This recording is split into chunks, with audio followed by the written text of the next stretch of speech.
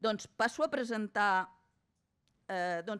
entrem justament en això, Digital Public Infrastructure, infraestructura pública digital. Primer de tot, atenció, no estem dient que en compte de les Big Tech ara l'Estat, perquè quan explico això la gent diu hosti, no voldrem que tot sigui així de dolent que el codi que ens propina l'administració, sisplau. O sigui, quan estem parlant de Public Digital Infrastructure, estem parlant d'infraestructura sobre la base de la mentalitat del software lliure. El codi és lliure i qualsevol persona que hi participi és coautora. No hi ha una propietat, no és l'Estat que mana o és un codi que es genera per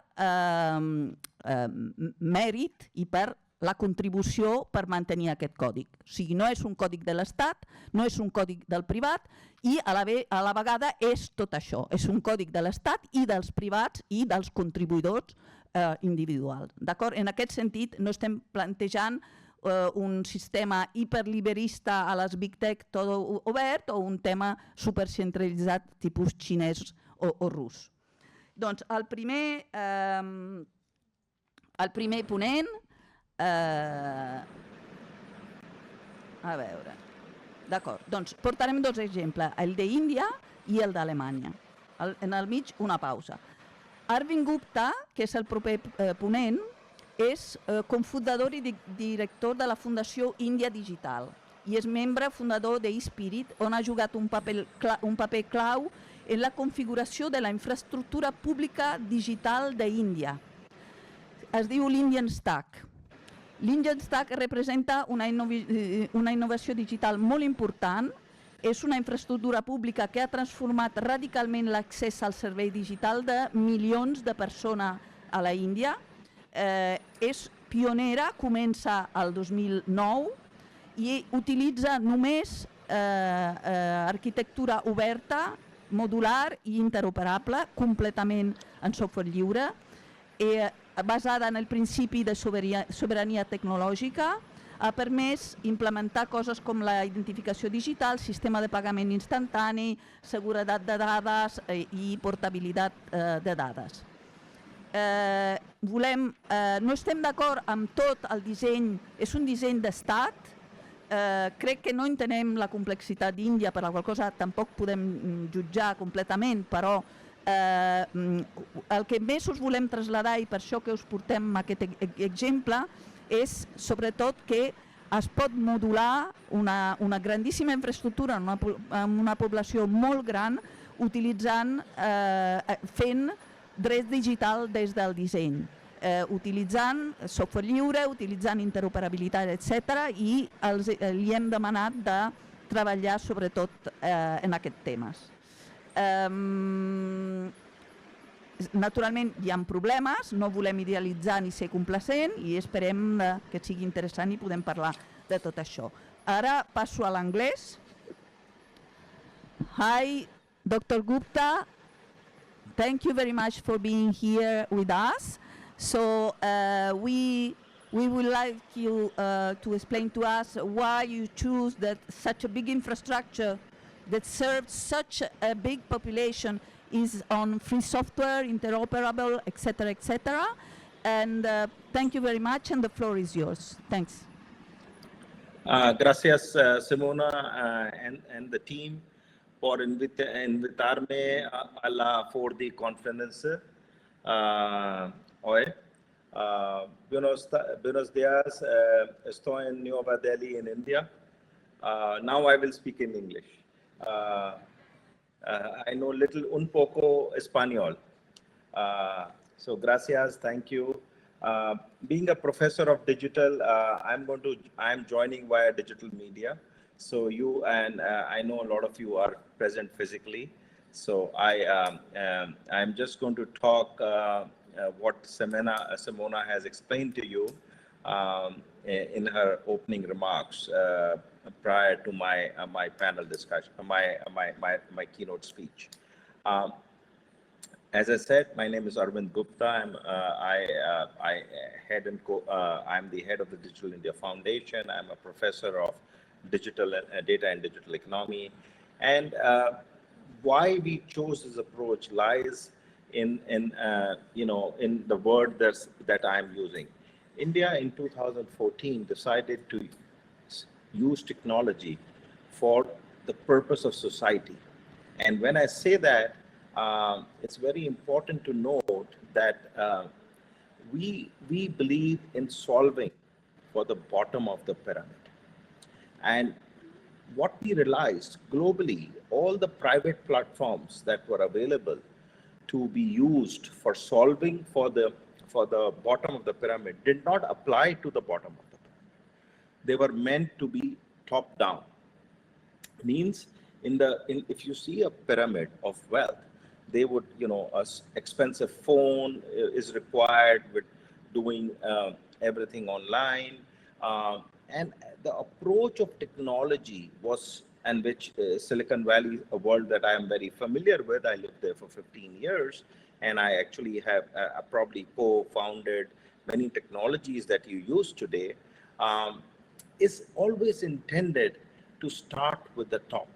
And if you see the pyramid that you're seeing, it is the blue, the green, is really the addressable audience for this big tech platforms that are coming. Nothing wrong in that, but India's problem was more societal in nature. And for the societal platforms, somebody had to think about a bottom-up approach. And for bottom-up approach, India chose a concept called the digital public infrastructure. And I'm going to talk about it very fast because you will appreciate that there is private platforms like the ones shown in the previous slide. This slide shows all the private platforms of the world, the 5 big ones from the US and the 4 big ones from China. They all are private. They are walled gardens in a way. They are private tech companies. They have nothing. I mean, they are very powerful engines of innovation, but they really make money for themselves. So they serve the audience that will give them either data or capital or monetary value. The government always was operating in its own silos all across the world, and some things that were never the greatest technology tools.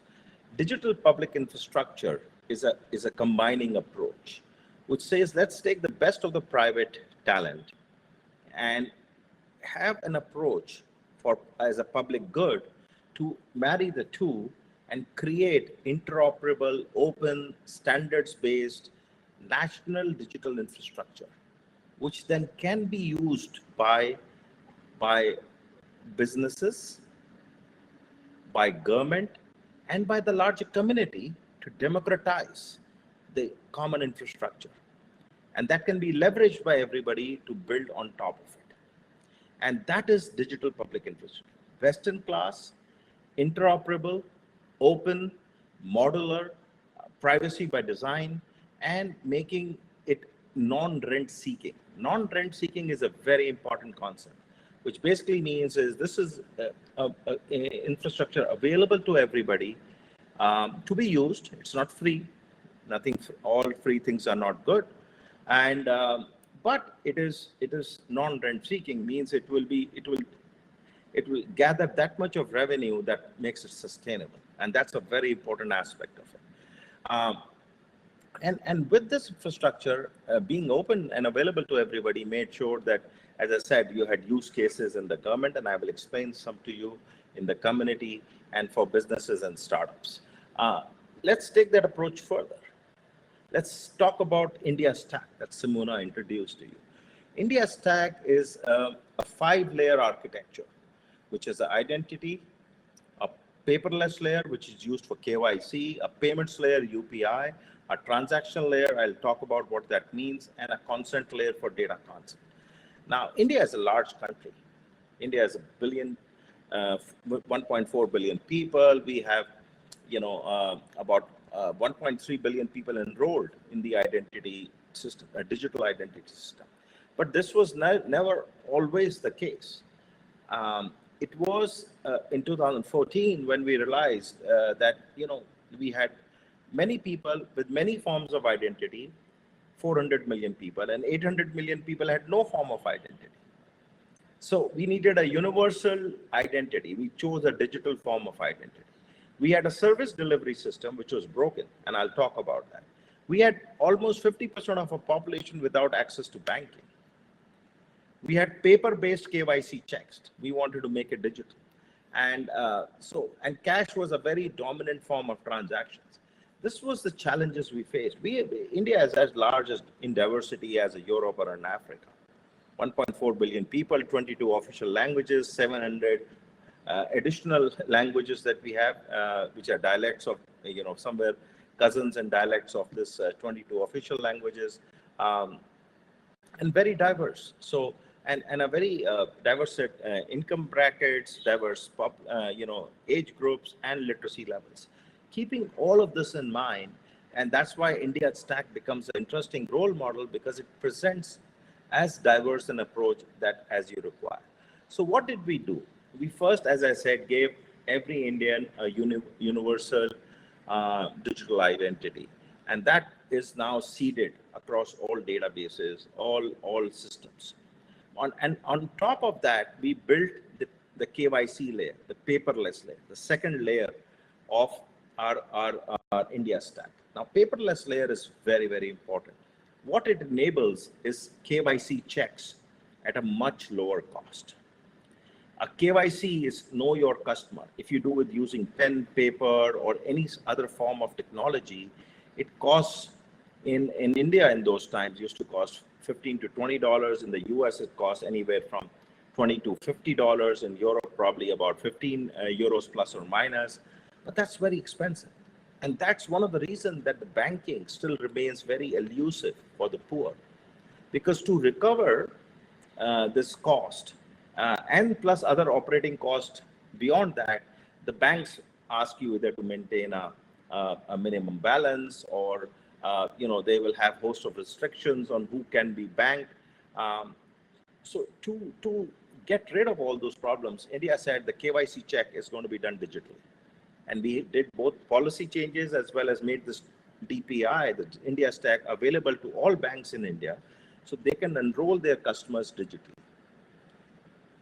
Guess what happened? The KYC cost reduced from $20 to $0.50. And suddenly 550 million new consumers with zero balance bank account joined the banking sector. That is transformation at the bottom of the pyramid. These were existing customers who were not joining the banking sector.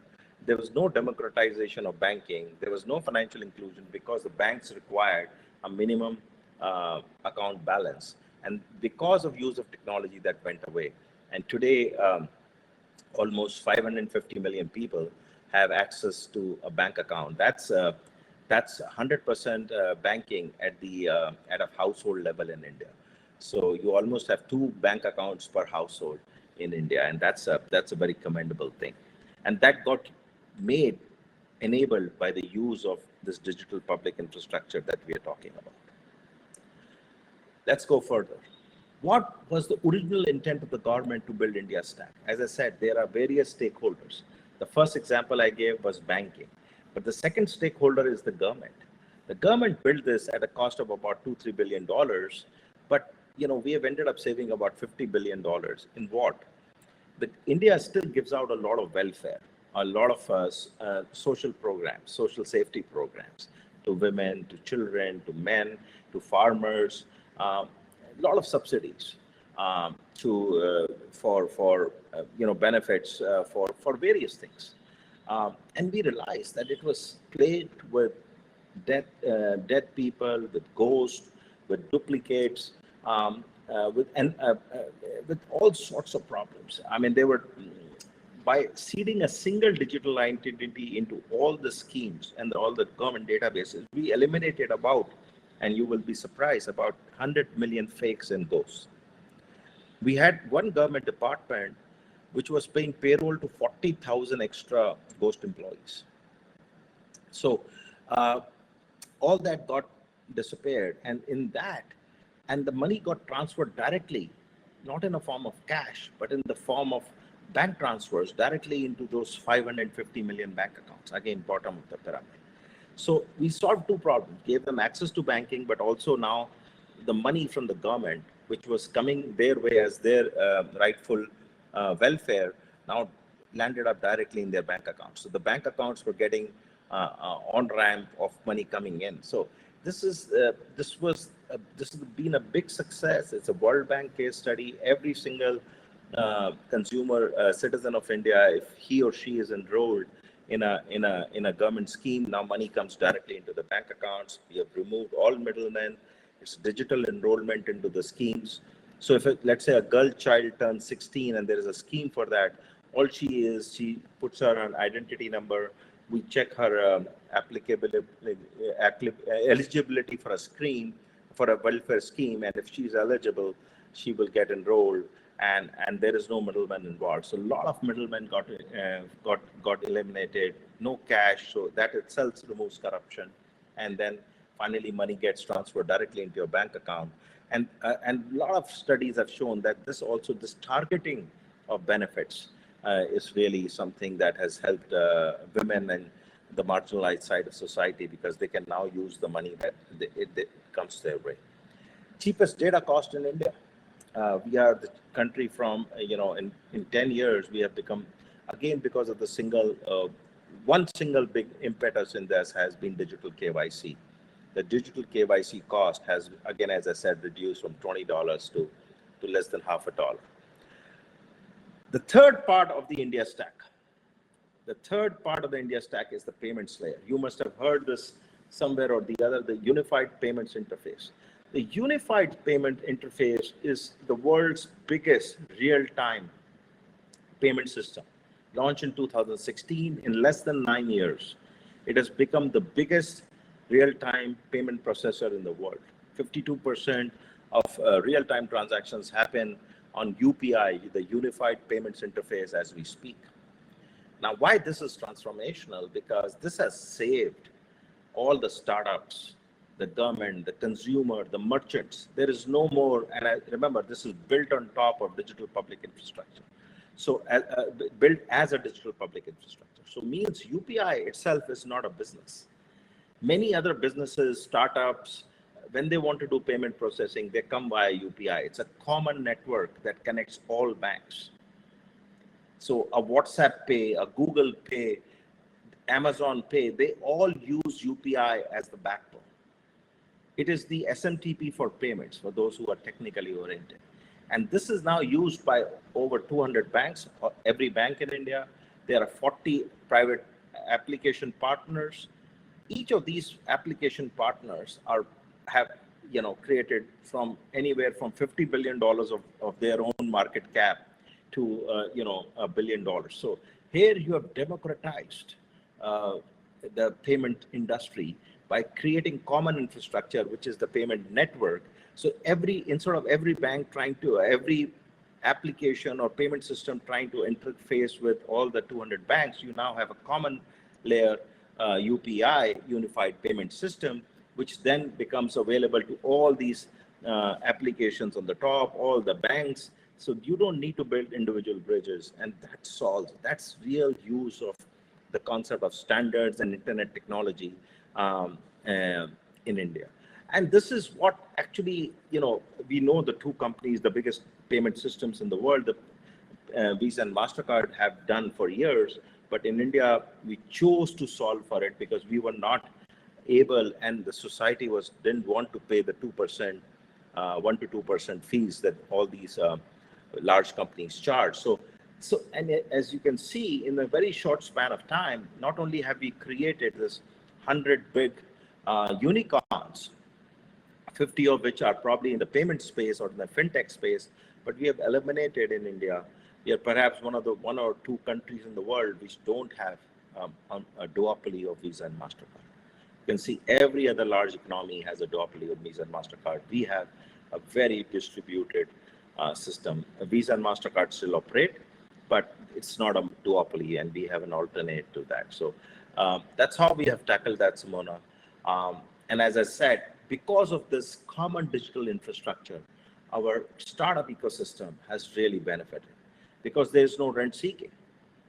And because there is no rent seeking, whether it's in the identity or KYC or payments, these foundational stacks, the India stack, is available at non-rent seeking. It's not free, it's non-rent seeking. So we have startups that have really benefited from it. So that completes my circle. The businesses have benefited, the governments have benefited, society has benefited, and the startup world has benefited. The startup movement in India is really big and is transforming the way the young people think of innovation and think of solving problems. But what happened to India as a society? We got addicted to digital public infrastructure in a good manner. Now we are building digital public infrastructure for almost everything.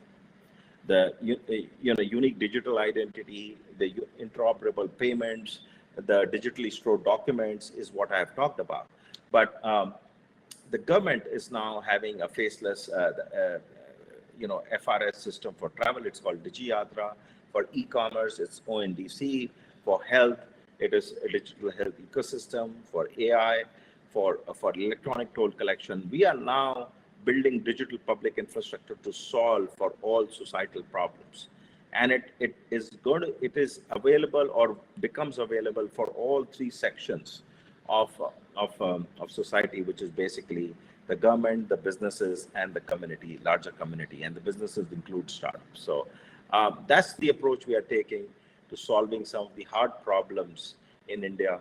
And but some of the lessons I always share is that when you have to solve for bottom of the pyramid, when you have to really think about societal technology, you have to think about how how you have to have openness, in how much can it be controlled locally and indigenously made. You have to use lowest technology. This is it would fail if you only think this should work on $1,000 iPhone or should only work on a $500 Android phone. We think about how it can work on a $10 candy bar phone, those old Nokia phones, and it still does. Can it work on a voice assisted mode? Can it work on in all regional languages? So those are the approaches we have taken, and that has really paid us a lot of dividend. Those are the brief lessons I have shared. I really thank all of you for listening to me and for Simona and team for having me. If Simona, I will switch off my presentation. If you have any questions or things, please let me know. I'm happy to answer them for you. Thank you very much.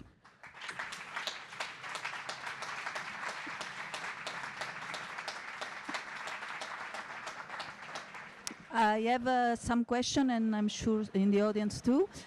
We are a bit short on time. I have one question. So, Mr. Gupta, you always emphasize, as you said now, that India stack is everyone can build it, no public and private only, not only few powerful, but empower everybody. That's the concept that he already explained. So I would like to ask, because I know that there is pressure by the big tech to participate in such a big market. The big tech, of course, they would like to participate in this. And as also our institutions are very afraid of the big tech. Here we have in the public Artur Serra that always say, please let's look the model of India instead of looking only China and United States. So you are an example, and there is little conversation with the other government on applying this. So I would like to know a bit more on that, and also on the pressure about big tech to be part of your infrastructure.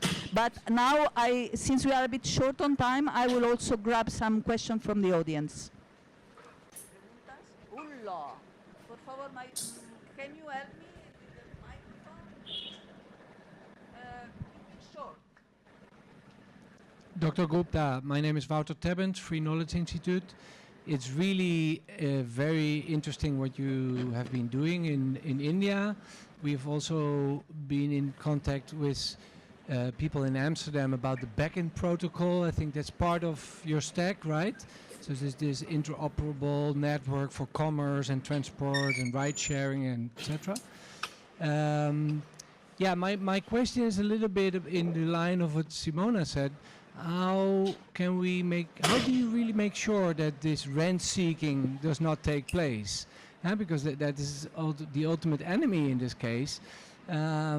So Google is there. They're also offering this service. WhatsApp is there with Meta. So how do we make sure that they're not finding this choke point, this lever of control, which then ultimately goes against the people, right? Simona, can I combine both of those questions and answer them because they're both related? Okay, yes, let's start for this one. So thank you, my friend, for asking me this question. Let me combine the two. Simona, in our world, big tech is not big. It's equal. And I say that with a lot of pride. We treat good technology with equal respect, not as if they are an elder brother. So give you example of UPI. And when my friend asked about Beacon protocol, Beacon we are using in ride sharing in ONDC. And Beacon is a standard. It's a protocol, as he rightly used the word. A junior college junior of mine is the one running the ride share application in Amsterdam, using the Beacon protocol. This is what we want, to export and to standardize protocols. Beacon is for commerce. UPI should become a standard for payments. This is how you stop rent seeking. And this is how big tech collaborates with you, because you talk to them in your own terms. You're not dependent on them. You're working and co-innovating. So that's number one.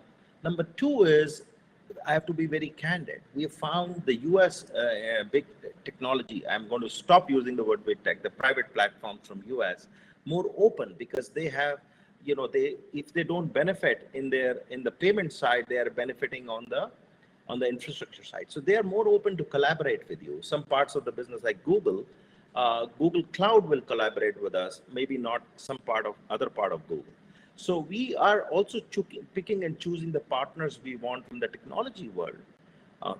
We recognize we need to coexist with them, but on equal footing.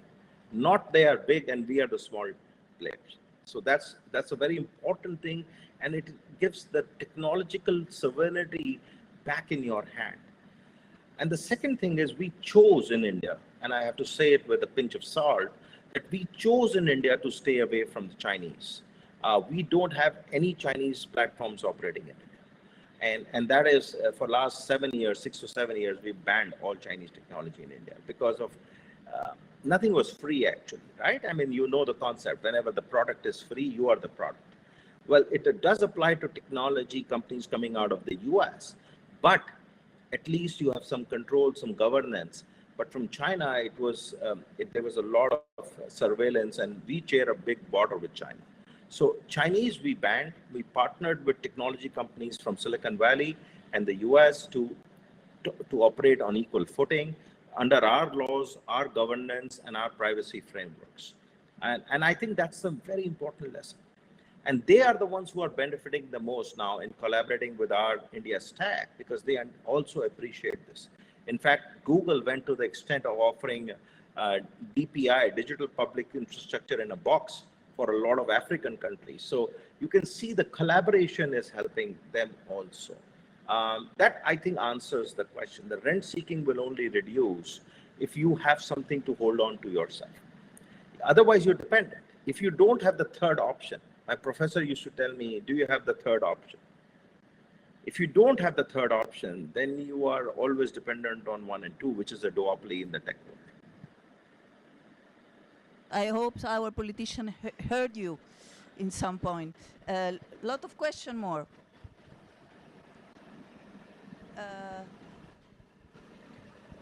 Sintètico, sisplau. Yes. Thank you very much. I'm quite jealous now about the infrastructure that you have in India. I would like to have this in Europe. I would like to know how much of this was offered and how much was imposed. So how much was carrot and how much was stick to adopt all of this technology? So I One more, because we have little time. One more question. Yeah, thank you. I learned a lot also about what is available at the bottom of the pyramid, and I assume it's a lot of cheap Android devices, which as we speak are being closed down by extending control on publishing apps on the App Store. So what is your strategy on that level? Are you going to become dependent on potentially Android or iOS for all these people who don't have access to personal computers? Thank you.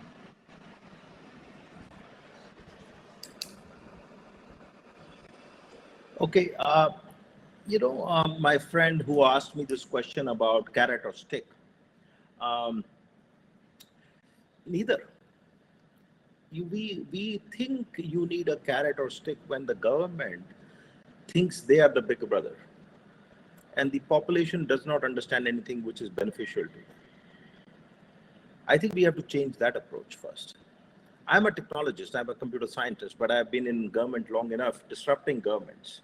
And one of the things I do tell as a professor, as a teacher, as a mentor is you need nudges. You need the nudge. And I'll give you one example. Whole of America, whole of Europe have multiple electronic toll systems for your highways, not an integrated one. Simple thing to integrate, but nobody wants to integrate. You need the political will to do it. But the adopters are consumers.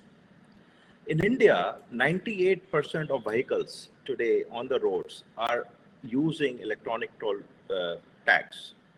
All electronic, all digital payments, no cash involvement. In a very short span of time of 4 years.